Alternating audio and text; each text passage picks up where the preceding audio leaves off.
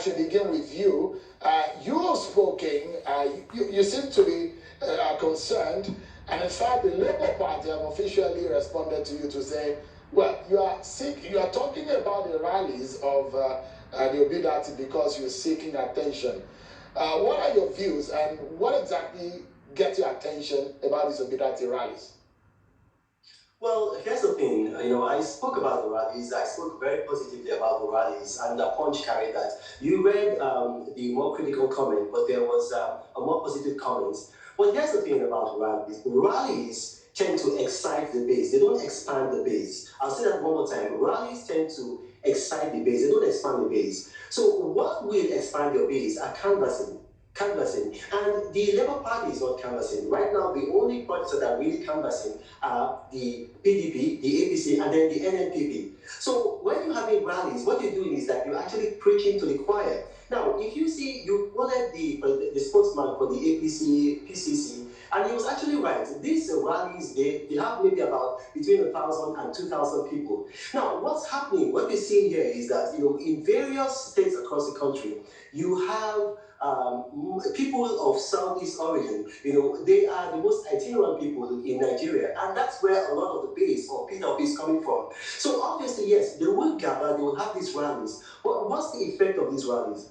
Look, what's going to determine this election is going to be the registered voters. And we see in the Northwest, we've got 22.67 million registered voters. In the Southwest, we've got 18.3 million registered voters. In the South-South, we've got 15.2 million registered voters. In the North Central, we've got 14.1. In the Northeast, 4.8. And then in the Southeast, we've got 11.49. Now, those are realities. What the Labour Party is doing, they're actually preaching to the choir.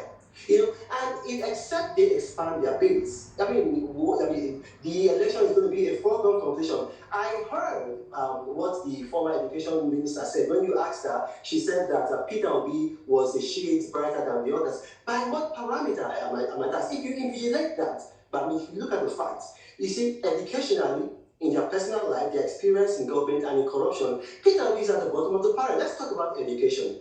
Amongst the four major presidential candidates, Rabi Musa Kwankwaso has a PhD in water engineering. Waziri Atiku Abubakar has a master's with distinction in international relations.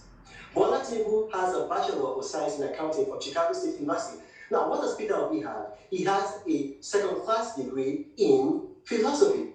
Now, obviously, that is the least educationally qualified person. Now, if you look at their private life, Waziri Atiku Abubakar employs 12,500 people producing made-in-Nigerian goods and services right here in Nigeria with Nigerian citizens. Peter Obi is the single largest individual importer in Nigeria. So when he talks about moving Nigeria from consumption to production, it's almost like a contradiction. You are the single largest individual importer in Nigeria. So how can that be? All right. Now, if you look at the Just a moment.